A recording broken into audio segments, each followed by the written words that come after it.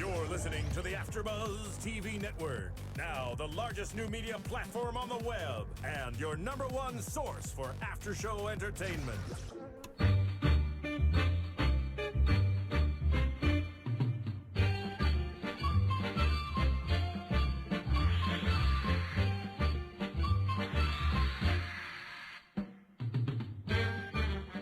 AfterBuzz TV presents Chatting with Cathy. Sit-down interviews with Hollywood's leading actors, artists, and entrepreneurs. And now, your host of Chatting with Cathy, Cathy Kelly. Hello, everyone, and welcome to another episode of Chatting with Cathy. I'm your host, Cathy Kelly. You're watching on AfterBuzzTV.com, and along with being an accomplished actress with many credits to her name, today's guest graduated high school at age 14, got her bachelor's degree at age 17, and is a huge advocate for anti-bullying. Katherine McNamara, thank you so much for joining us today. Thank you for having me. Yeah, and I'm so excited to talk to you about everything from Chatter, your new movie, to a new show that you potentially have coming out on MTV, Happy Life, and everything in between. We want to know how you got your start in the industry.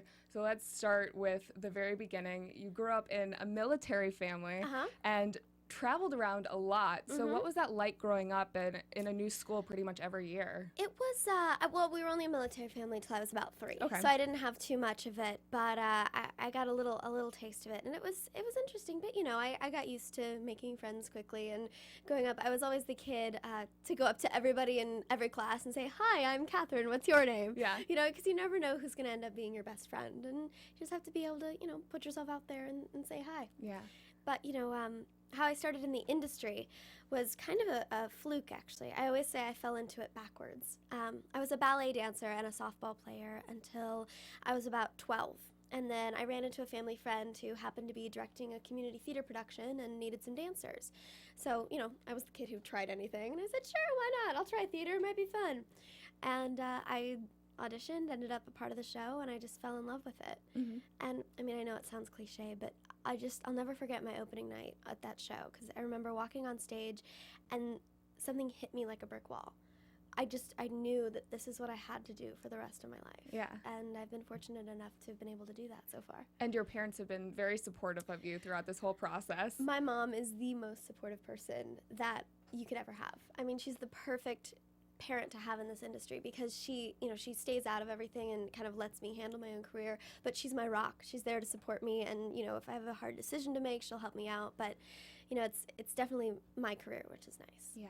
And we talked a little bit before this interview started. I know you spent a lot of your childhood in Kansas City. I did. So what do you miss most about the Midwest?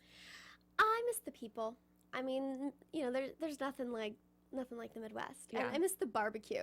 I'm so ruined for barbecue. I cannot Kansas eat City barbecue barbecue. anywhere else but Kansas City. And I miss the theater community there. I mean, I owe a lot to the Kansas City theater community. I feel like they kind of raised me as an artist, if you will, because there's so much amazing theater there, and so many hugely talented actors and producers and creatives, and everybody involved there is so wonderful. And I really learned a lot. So going from local theater at age 12 to being on Broadway at age 13, that's a huge transition for anyone. I mean, your first role, you were in a Little Night musical, and that was starring Catherine Zeta-Jones and Angela Lansbury. Yeah. Did it hit you at that time how big a role that was?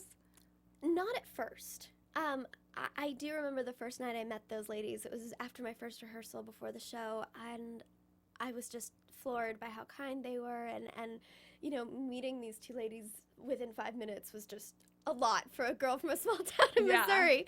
But and actually seeing that show was my first Broadway show. So the show I was going to be in was the first Broadway show I ever saw, which was really magical for me. But you know, getting to know them, they're just some of the sweetest ladies and most generous, and they really took me under their wing and taught me so much. You know, most of my scenes were with Angela, actually, and I would sit in her dressing room for hours during the show, and she'd give me advice about life and the business and everything. It was just wonderful. And did you, you transitioned from being in Kansas City to New York. How was that? It was really crazy. It was very much a culture shock, especially right at first. I mean, I wasn't sure, because I loved the kind of the small town feel of Kansas City, and I didn't know if I would like New York, but I love it. Yeah. It's my favorite city in the world. I hope to move back there someday, and it's just a magical city. There's so many different people, and there's always something going on, and it's truly the city that never sleeps, and I love that. It is a lot of fun. So what was the audition process like for that role? It was very quick, actually. Really? Yeah, because I came in as an immediate replacement. A month after the show opened, one of the girls playing the role had to leave suddenly. She had something, and she had to leave. So they needed someone right then because the show must go on. Yeah. And I had worked with a woman in Kansas City who ended up being in the show in New York. And when she found this out, she said, well, you have to call this girl in Kansas City, because we'd gotten really close in the show that we'd worked on, and she, was trying to help me out. And I got this call completely out of the blue, and they said, well, there's an audition in 2 days for a little night music. If you'd like to come out, please do, and audition. And so I learned the material really quickly, flew out to New York, and did the audition, the call back in the same day. 40 minutes later, I was at LaGuardia getting ready to fly back to Kansas City, and I get the call saying, congratulations, you booked the job. What? Be back in a week, ready to stay 6 months or more. Wow. And so I went back to Kansas City, locked the door on my house, and off to New York I went. What was your family's reaction like? They were thrilled. Yeah. They really were. I was so fortunate to have a supportive family, and, we packed up what we needed and found a place, and off we went. Seriously. And yeah, I mean, there's nothing else you can do. I was actually booked in Kansas City for the next year when I booked the show. Doing and I shows had there? doing shows there. And so I had to call all the directors and say, sorry, is it okay if I go do this Broadway show? And of course, they said, of course, go, have a Yeah. blast. We'll see you when you get back, which turned out to be much longer than I thought it was. But, You ended up happily staying so. there about a year. I did. I stayed there a year. The show actually extended. Catherine and Angela had to leave, and we thought we were going to close, but then Bernadette Peters and Elaine Stritch stepped up and said, well, we'll take the show and we'll do it. And it was just amazing. That was a real learning experience for me, seeing a show flip 180 degrees. It really taught me how much versatility that any piece of art can have. What was the biggest thing that you learned while being on the set of, or I guess not the set, but being in the theater? Work ethic was something, it's something I learned in Kansas City, but, seeing these ladies who, they didn't have to work hard. They're already established in their career. They didn't have to do this show. They didn't have to do 8 shows a week, and yet they did. All 4 of those ladies were there every single show, they were there the whole time, and they were there for every rehearsal and everything, and they worked as hard as everybody else did. Yeah. And it really taught me that, the people who get the farthest and are the most successful are the people who work hard and are joyful in that work. Mm-hmm. So one thing that I admire about you and your family is that education is so important. Yes. You ended up getting your high school diploma at age 14, and I heard this story that in first grade you were actually kicked out because you were too smart. I was kicked out of school in first grade. How does that happen? I had an amazing preschool teacher who really took me under her wing and saw something in me and saw I had this capacity to learn, and she kind of taught me everything. She gave me this amazing thirst for knowledge and really encouraged me to learn as much as I could. I was doing multiplication and division and reading chapter books by the time I was 6. What? And and so that's why public school didn't really work for me. And luckily they realized that early on and called my mom in and said, you should probably take her somewhere else. And none of the private schools would take me, and so I ended up doing accredited programs, correspondence, and online, but I still went to the public school to be with my friends for art and music and PE and recess, lunch, classes, assemblies, extracurriculars. I did everything social at the school and just did my academics at home at my own pace, which kind of was the best of both worlds. Yeah. And you have to be very self-motivated to be able to do that. So Yes. Were there any challenges facing that? Not really for me. It is a lot of work, and you have to learn to budget your time well, but because I started that so early on, it kind of just became a part of who I was. And even now, I'm working on my master's degree now, and it's, I always budget my time, and, there are times where I sleep a little less or have to not go spend time with friends or something, but, you know, it all works out. I think that's so crazy that you're so young and you're saying, oh, well, I'm working on my master's degree, like it means nothing, but that's a huge accomplishment. Thank you. I mean, you went on to get your bachelor's degree at age 17. Yeah. So that's in business administration, right? Yeah, it is. So how did you choose that as your focus? Well, I originally wanted to go to college for musical theater. And I started at UMKC in Kansas City for a couple quarters working on my acting degree there. But then I booked the Broadway show and had to move to New York. And it didn't really work out. You cannot get a theater degree online, unfortunately. It just doesn't work out. There's only so much you can do virtually. And so I was faced with a choice. I talked to a bunch of the schools in New York, and they would have accepted me, but I would have had to quit A Little Night Music. Oh, wow. And I didn't want to do that. You know, I'd moved to New York to do this show, and I got the advice of a lot of my cast members, and they said, well, you know, you're already doing what you would be going to school to do. So why don't you get a degree in another interest of yours? And I'd always loved economics and business, and that's something my grandfather instilled in me from a very young age. And actually, before I was an actor, I wanted to be the next Alan Greenspan. That was my goal in life until I became an actor. So, you know, I used to get Teen Vogue and The Economist were the two magazines I would get, and I was equally excited to receive both in the mail. So that's kind of me in magazine publications. Not a normal teenager. No. So I decided, well, maybe I'll get a degree in business because it's something I can use in my career and in my life, and then I'll have something to fall back on. Mm-hmm. Was it hard to balance schoolwork and having a career? Because I was used to it already from, you know, high school and everything, not too much, but there were times when I was doing, you know, readings and my show and having a heavy course load that I slept about 2 hours a night for a couple weeks during one quarter, and it was not fun, but I got it done. And that was, I think, one of the only B's that I got in my undergrad was one of those classes, just because there was such a heavy workload and I was working so hard. Yeah. And you said you're getting your master's now. What are you focusing on for that? Now I'm getting an MBA at UNC Chapel Hill in investment management. Okay. So that's something I figure I can use to manage whatever I earn, and then also if I ever decide to direct or produce, I'll be able to allocate the resources of the production more effectively. Wow. So you have aspirations behind the camera. Oh, absolutely. I mean, my first love is in front of the camera or on the stage or in front of the microphone. It always will be. But I wouldn't mind getting behind the camera and seeing how that works too. Okay, cool. And we were also joking earlier that your degree was going to be in anything but science because both of your parents are heavily involved in the scientific world. Yes, everyone in my family is in science or medicine. You know, we have everything from large animal vets to dentists to cardiac care nurses to x-ray crystallographers to emergency room nurses in our family. And I'm pretty much the only one who's strayed from that path. But, you know, my family's been really supportive, and as long as I get an education and as long as I'm doing what I love, they're there for me. Yeah, that's so great. It is. I feel very fortunate. So why not science? Was there a choice or?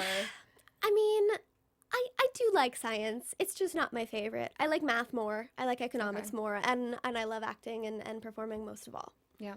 So let's talk about some of the roles that you've played. Yes. You had several smaller roles on TV, and you also did Gary Marshall's New Year's Eve, which had an all-star cast. There were so many amazing actors in it. Yeah. You had scenes with Jake T. Austin and Abigail Breslin. Yeah. So what was that experience like? It was a blast, actually. We had the best time. They shot that movie. I was talking to the crew, and it almost felt to them like a series of short films because every 2 weeks they were shooting one of the different vignettes. And so the 2 weeks that I was there on set were just a blast because it was a bunch of kids and Sarah Jessica Parker. Yeah. You know, so we had a great time. And, you know, we'd go out after we'd finished shooting and go see movies in Times Square at 2 a.m. and, you know, then go sleep and come to set at, 2 o'clock in the afternoon the next day because it was mostly night shoots. And most of my scenes were with Jake and Abby, and I love them both dearly. They're such great people, so down to earth, and New Yorkers, so it's fun. Yeah. We all related of our love of the city and everything, and Abby and I, even though we're always in different parts of the world shooting or doing whatever, we always stay in touch, and we'll talk on the phone for a couple hours just to catch up. And And you played her arch nemesis I in the movie, did. but that's obviously not the case in real life. No, it's not. And I have to tell you, I felt so bad shooting that scene because they shot Abby's reaction first. And so I had to sit there and watch her, because I had to stand there for eyeline, Jake and I did. Yeah. And so I had to sit there and watch her reaction of the kiss like 10 times from all the different angles. And then I'm like, I don't want to do this anymore, guys. I feel too bad. This is not cool. But, you know, it was fine. Yeah. I did it, and it was fun. And, you know, obviously she forgave me. Was that, like, your first experience coming off of that film, you know, going on to red carpets and things like that? It was, actually. After that, you know, I was working with Disney Channel, so I came back to LA and started doing red carpets and things, and I love them. They're really fun. What is that like? I feel like it's a whole different world. It's crazy. It's crazy. I mean, especially the bigger ones for the larger movie premieres or larger events. It can be insane because there's so many photographers and everybody's yelling at you to, you know, look this way, look that way, and you kind of have to appease everyone at once. You have to smile for 30 minutes straight. It's true. It's true. Sometimes my cheeks will start quivering because I'm smiling for so long, but it's fine. It's worth it. I mean, what girl doesn't love getting dressed up and walking down a red carpet, you know? But people don't realize that it's almost an all-day event. I mean, finding your outfit takes sometimes weeks before, and then the makeup, the hair, everything else. Yeah, you know, I usually, because sometimes I find out about things the last minute or something, I end up doing my hair and makeup myself a lot of the time. Yeah, which, you know, I've learned a lot. There have been a lot of pictures I go, I'm not going to do that again. So, you know, but it's all a learning experience, and it's fun. I love playing with makeup. I mean, red carpets are a learning process as well. Indeed. You don't realize, you know, how much, obviously we said prep goes into them. Right. But then also, I mean, just composing yourself on red carpets can be challenging as well. It's true. It's true. You have to find the right balance of, you know, bringing that energy but not being too much, if you will. Yeah. Definitely. So another role that you were in, Girl vs. Monster, that was your first Disney Channel role. And what's it like being part of the Disney family now? I love being part of the Disney family. I mean, the Disney family actually brought me out to LA. I did a pilot for them a long time ago, like before New Year's Eve even. Yeah. And they were so supportive. I mean, we all always hang out. We all know each other. We all, you know, support each other in all of our successes, and it's great. I mean, so many of us are not from California, and so many of us are away from our family, and it's nice to have that, you know, family and that support system that knows what you're going through and knows your crazy schedule and all of that as well. And they truly are a family, and they really do take care of their people, and it's great. And you knew most of the cast of Girl vs. Monster before you got on set, right? I actually did, which was lovely. I mean, Olivia I had worked with on Kickin It, and Luke I'd worked with on Madison High. Brendan I knew through mutual friends, and Karis was new, but I love her now just the same. I mean, they're all such an amazing group, and I love them dearly. And that premiered last Halloween, correct? Yeah, it did. So what was it like being in a scary movie? It was really fun. We had such a blast shooting. We shot for 3 months in Vancouver. That's one of my other favorite cities in the world. And, you know, it was a 3-month-long sleepover. Because we all stayed in the same hotel, and it was literally whose room are we sleeping in tonight? Because it was so much fun. I can't even tell you. On the weekends, we made so many crazy videos of just us lip syncing to whatever songs. I think there's a "Call Me Maybe" video floating around one of our computers, and it's hysterical. Are any of them on the internet? They might be. I don't know. Okay. But we were all delirious and we had way too much popcorn. And it was a lot of fun. We had a great time. And the movie was really fun to shoot as well. I mean, it was a great story with some fun music. And, you know, some of my favorite scenes to shoot were the musical scenes because we really got to be a band. Like, the closing scene of the movie is, you know, the band performing Had Me at Hello, which is one of the hit songs from the film. And we really felt like a band at that point. And it was so much fun. And we just had a great time because they had a crowd there. And it felt like this sense of togetherness. It was so great. And the special effects were fun too. Yeah. I did most of my own stunts for that movie. Really? Which was really fun. And you got to try out some new characters too, because you were the mean girl that transitions into a monster. Exactly. I mean, I usually play the mean girl for Disney, which is fun because it's so different from who I am. Yeah. But, you know, it's it's interesting, that character, because, you know, she starts out as your stereotypical mean girl, and then she gets possessed, so she transforms into this horrible monster, you know, if you will, and gets this glamorous makeover, which was super fun.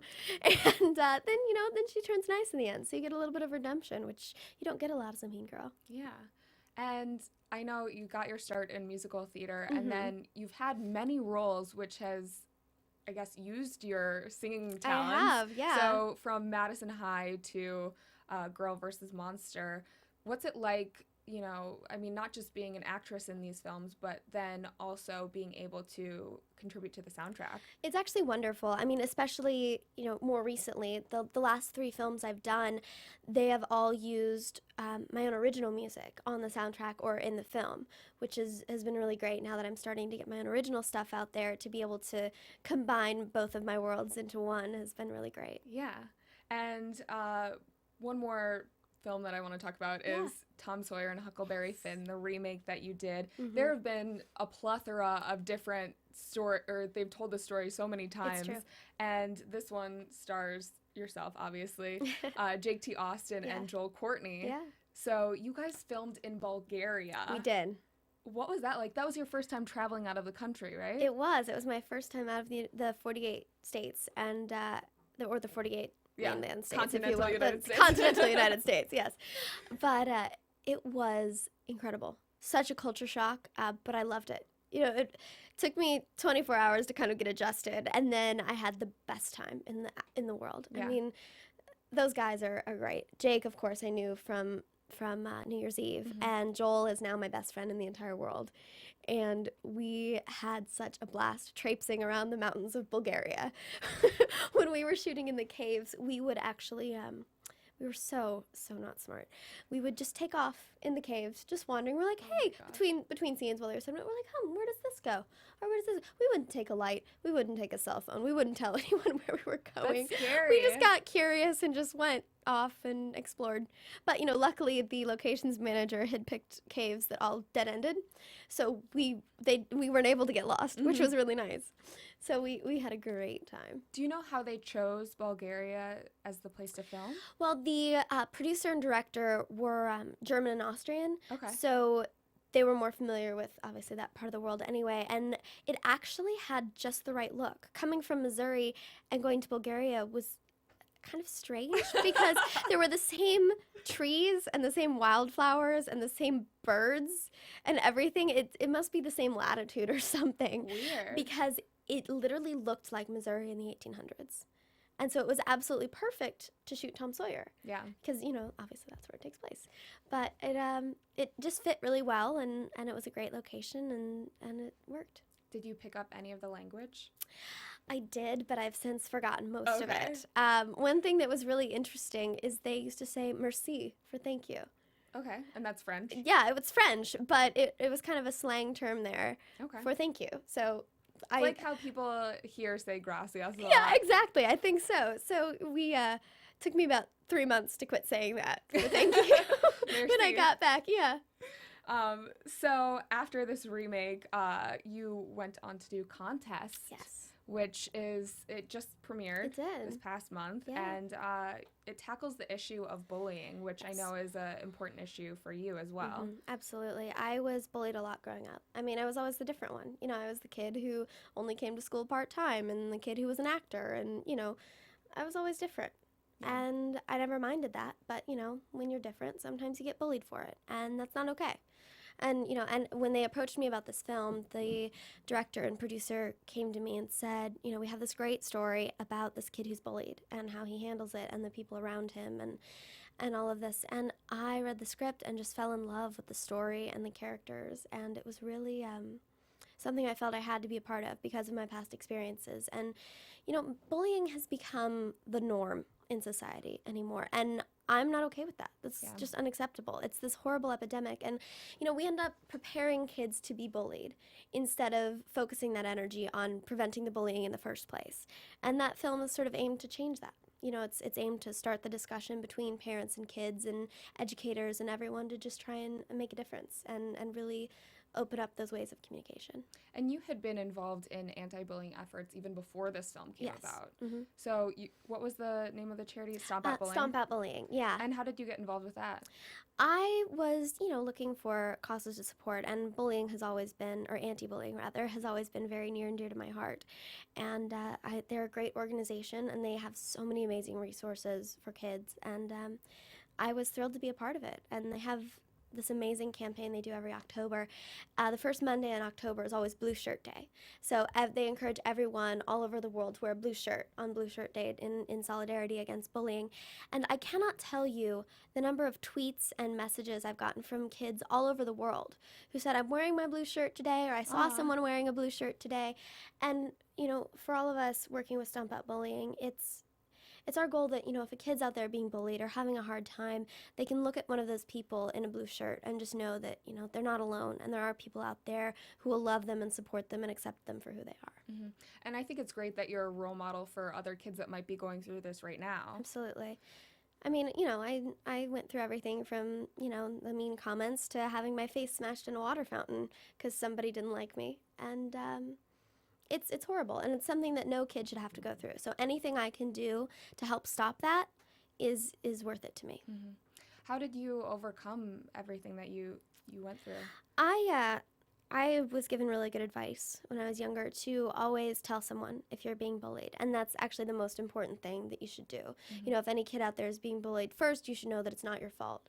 You are you, and that's amazing, and nobody can be you but you. Mm-hmm. Everybody has something special they can offer to the world, and in being yourself, you can help share that and help make the world a better place in your own way. And, if anybody tries to bring you down for that, that's not who you should listen to. Mm-hmm. So if you are being bullied, it's important to tell someone, because bullying situations can escalate from something that seems like not a big deal to something that can be actually a physically dangerous situation in no time flat. So it's important that someone, especially a trusted adult, knows. So tell your parents, tell your friends' parents, tell teachers, educators, a religious leader, someone, principal, faculty, someone you know and someone you trust who's at least aware of the situation so they can step in when they need to. Yeah. I heard your mom said a quote to you when you were very young. It was, being popular isn't always right, and being right isn't always popular. Is that the quote is, what is right is not always, or what is popular is not always right, what is right is not always popular. And I love quotes. I find, the words of wisdom of others are very inspiring, and, you can learn a lot from the experiences of those who've come before us. And it's actually a quote by an unknown author. Nobody knows who said it, but she hung it on my wall when I was about 8. And I didn't really understand it yet, but as I, got into middle school and even to now, it's really applied a lot to my life, and it's helped steer me in the right direction so many times, and I can never thank her enough. Yeah, I mean, I love that quote from when I saw it, but it's words to live by. Exactly. So getting back to contests for a second, it just premiered in October. It did. And you also have a song in that as well. I do, yeah. We, on set of that film, there were a lot of us who sang. So we were always singing on and off set. People would bring their guitars, or we'd sit around a campfire, or one kid was a violin prodigy, so we'd have this little band going. It was really fun. It was really great. But the producers saw that and found that it could probably be another asset for the film and another way that we could advocate against bullying. So they asked a few of us to write and perform our own songs for the film. And they told me they wanted me to write a mid-tempo ballad that was to be the sort of anti-bullying anthem for the film and for, this past October. And I feel like I accomplished that with Chatter. It kind of came out of that inspiration and thinking about my character's point of view. I play Sarah in the film, and she is the new girl in town. So she's kind of figuring out the politics of the town and how it works, but because she has more of an objective point of view, she can see through a lot of the bullying that's going on there and a lot of the games that some of the characters play. So she's the bystander of the bullying situations that happen, and she tries as much as she can to tell the people who are being bullied in the film not to listen to the bullies and to really try and see what's going on. And that's sort of the message of Chatter. So much of bullying is just white noise. It's just chatter. It's just words. Sometimes it's people's insecurities It's true. Yeah. Yeah, it's not what you need to listen to. You know, you need to listen to those people that are there to build you up instead of those people that are trying to tear you down. Mm-hmm. So the movie, it features the high school jock. He's kind of the one that's doing the bullying, and then you befriend the kid that's getting bullied. Yeah, basically it follows the story of two students, the bully and his victim, who end up being forced to work together on a television cooking contest for teens. And they end up forming this unlikely friendship. But because of the pressures of the contest and other politics, their friendship is put to the test. And my character has some serious doubts as to whether the bully has truly changed his ways. So I try to warn Tommy, the kid who's being bullied, to be careful. Whether or not he listens to me and whether or not my assumptions are correct is another story. It's something people are just going to have to watch the film. And I'm sure many of your fans have seen the film already since it already premiered, but if they haven't, where can they see it? They can see it, I believe it may be airing on Cartoon Network again a couple times, but they can find it, actually it's coming out on DVD around Christmas. So be sure to look for that then. Okay. So I know you're a very busy girl with all of your acting roles. Yes. What do you do when you do get free time? When I get free time, I love to spend time with friends and family. I mean, friends and family are number one for me. You know, they're the ones that support me, and they're the ones that I support. Mm-hmm. So it really means a lot to me to spend time with them and just decompress and relax and, you know, go see movies or go shopping or just hang out and do nothing, you know. But, you know, and in my other spare time, I bake. I read books. You like baking. I love baking. My grandmother taught me how to bake with my great-grandmother's recipes. What's your favorite recipe? I love to make my great-grandmother's chocolate fudge cake. We call it death by chocolate cake in our family. Sounds delicious. Because it's so rich. It's literally this really dense chocolate cake with a chocolate fudge icing. I've literally just made the icing by itself sometimes and called it fudge because that's basically what it is. I might need to steal that recipe. I might be able to share it. I have to ask my grandma. Okay. But I might be able to share it. No, it's really fun. And it's so relaxing for me. And I love doing something for other people. Mm-hmm. So, you know, I'm always baking and passing it off to somebody else, just bringing random cookies to things. But it's really fun. I love to bake. I love to knit. I could spend all day at the library. How'd you learn how to knit? There's an interesting story behind that. There is an interesting story. It was actually during a Little Night Music, and we had a few breaks in the show that were really long, so we were trying to find things to do, and we'd done just about everything. This was about 8 months into the show, and we'd ended up coloring for the most part. And because I was done with school and I was waiting for college to start, and I was coloring, and some of the members of the orchestra came up to me and said, "You can find something better to do than color. There's nothing wrong with coloring. I love coloring, but there's only so much a person can color every single day." So they taught me how to knit, and I can't tell you, I probably made so many scarves. I gave scarves to almost everyone for Christmas that year because I just sat backstage and knitted my scarves. Yeah. And it's fun. It's so relaxing, and, you know, it's something I can do for someone else. Only scarves, or have you done anything else? I haven't had much time to learn much else, but I can knit a scarf. Okay. My mom knits everywhere. Oh, really? She will literally, if I'm driving, she'll knit in the passenger seat. She's crazy. That's so fun. But yeah, knitting is, I love it too. So. It's fun. It's really great. I like it a lot. And it's productive. Yeah, it is. It is. My other thing I love to do, I love to dance. It's how I started. You know, I've been doing ballet since I was 2, and dance is my happy place. You know, I can just escape into the music and just, you know, it's amazing. Mm-hmm. It's very freeing and relaxing, and even though it's very strenuous physical activity sometimes. Yeah. But, you know, it's my love. So before acting, you were very involved in dance. Mm-hmm. You were also involved with softball and Girl Scouts. Yeah. So were those things kind of dropped once you were focusing more on your career? I mean, I'm still a Girl Scout today, and I do a lot with Girl Scouts. I don't have a troop anymore, but I've kind of become an ambassador for them. It's such a positive influence for girls, and truly everything I learned there and the girls I met and became friends with really made me the person I am today. And I love what they teach girls, and I love how positive and supportive of an influence they are. Of whatever girls' interests are, Girl Scouts can help to support them and foster that interest. And I just wish more people knew about it, and you know, more people were involved in it. But it's more than just a cookie. It is. It's a lot more than just a cookie. Although cookies are one of the most important parts of Girl Scouts, I must say. Anyway, but softball was another thing I loved. I was a softball pitcher. I almost went to competition teams multiple times before I started theater. I loved it. I just loved, going out and getting on the mound and pitching a game, and it was fun for me. I loved it. But, softball schedule and theater schedule don't necessarily coincide. So I had to choose, but I'm really happy with my choice. Yeah. And I'll still get out and throw the ball around occasionally. So moving forward, what do you hope to accomplish in both your career and your life? I just hope to be able to continue doing what I love for a living. I love my job, and it's not even work for me. It's my passion and my love, and it's something I hope to always be able to do. Seeing people like Angela Lansbury and Elaine Stritch, who are, so accomplished and have had such long careers and such successful careers. I hope to follow in their footsteps. And I hope to, continue to do everything, do more film, more television, get my music out there more, and just see where it goes. Yeah. Is there anyone's career you hope to emulate? Amy Adams is one of my all-time favorites. She, she sings, she acts, she does it all, and she never gets put in a box. She can do the rom-coms, she can do the fun family films like Enchanted, and then she can go and do a film like Doubt or The Master or, any of the new films she has coming out, and she's brilliant in every genre. And I hope to be able to reach that level one day. So any roles that you haven't had that you hope to one day do?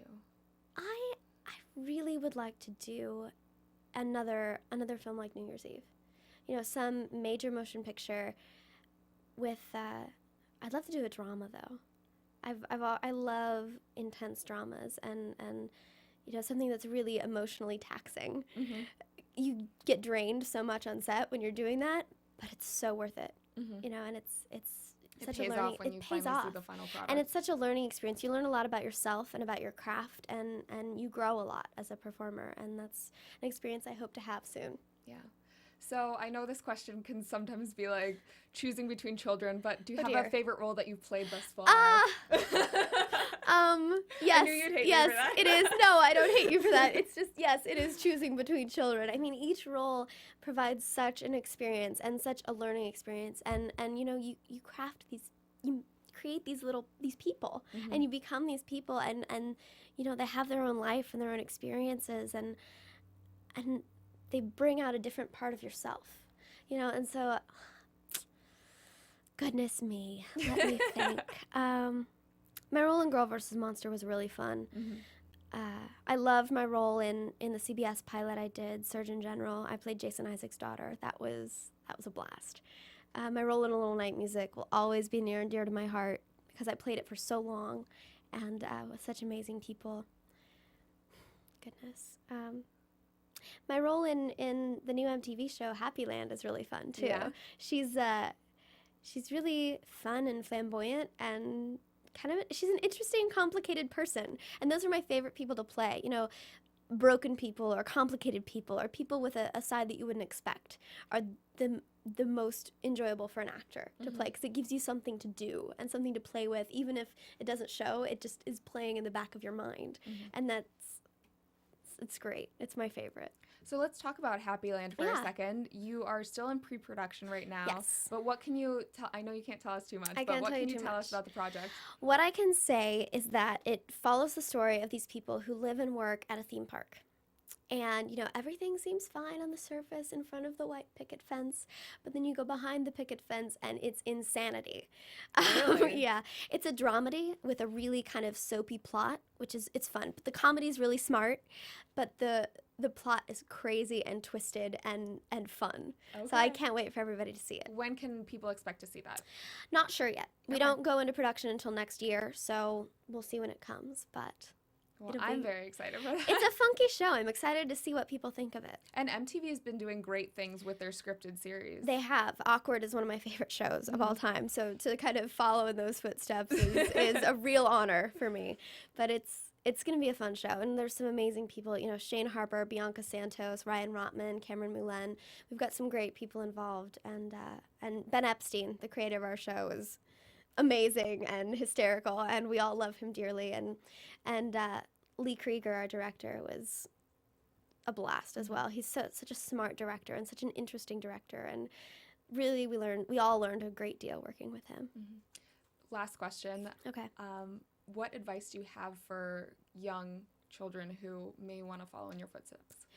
My advice to people who want to get into this industry is be yourself and follow your dreams and never let anyone get you down. It's not an easy industry to be a part of, but if it's truly your passion and it's truly what you love, then it won't feel like work, and nothing will get you down. You know, if you know in your heart that you're meant to do this, don't let anyone stop you. Well, Catherine, thank you so much for coming in. Thank you so much. This is our shameless plug section. Okay. So if you want to, plug, contests, your Twitter, anything else. Yeah, definitely be sure to check out Contest when it comes out on DVD. And check out Chatter. It's available on iTunes. The music video is on Vivo and also available on iTunes, so check that out. And stay tuned for more music and more movies and everything soon. And where can they find you on Twitter? And Twitter is cat_McNamara. Instagram is KitKatsMeow. And I'm on Hoosay as well, so that links them all. Hoosay.com/Katherine McNamara. Okay. Well, you can find us on iTunes. Just type in AfterBuzz TV. You can find all of our Chatting with Cathy episodes. You can find AfterBuzz on Twitter @AfterBuzz TV. You can find me on Twitter @Catherine Kelly. And Catherine, thank you so much again for joining us today. We've got the Catherines here today. I know. I planned that. You got the memo, so. It's all good. But yes, definitely come back whenever you have a new project. I would love that. Thank you so much. Executive producers Maria Menounos, Kevin Undergaro, Phil Svitek, and the entire AfterBuzz TV staff. We would like to thank you for listening to the AfterBuzz TV network. To watch or listen to other after shows and post comments or questions, be sure to visit AfterBuzzTV.com. I'm Sir Richard Wentworth, and this has been a presentation of AfterBuzz TV. Buzz you later. The views expressed herein are those of the hosts only and do not necessarily reflect the views of AfterBuzz TV or its owners or principals.